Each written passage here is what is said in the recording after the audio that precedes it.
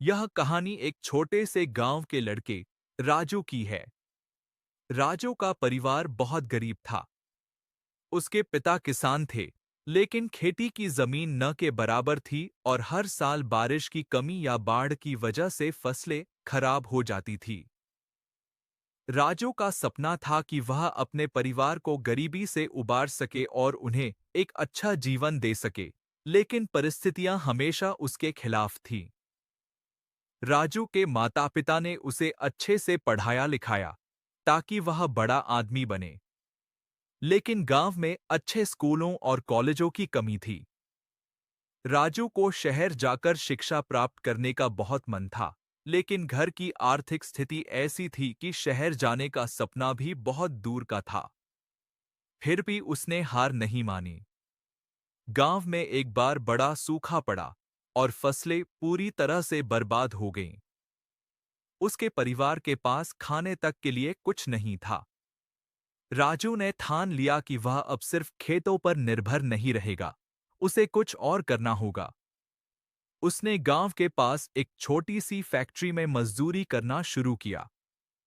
दिन भर खेतों में काम करने के बाद वह रात में कारखाने में काम करता था।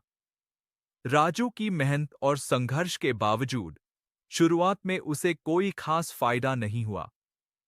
बहुत बार उसे निराशा हुई, लेकिन उसने कभी हार नहीं मानी।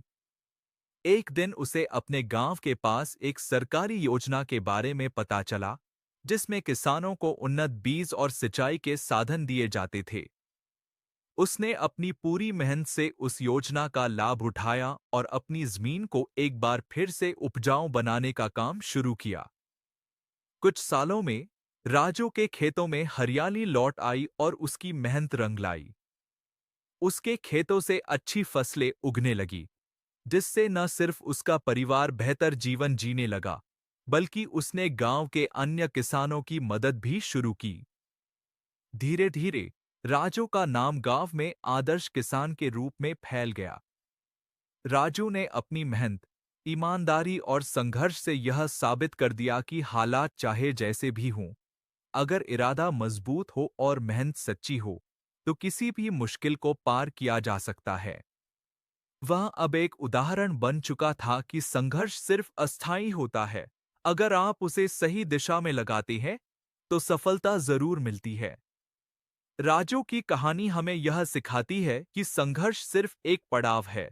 असली सफलता तो तब मिलती है जब हम उससे लड़ने का साहस रखते हैं।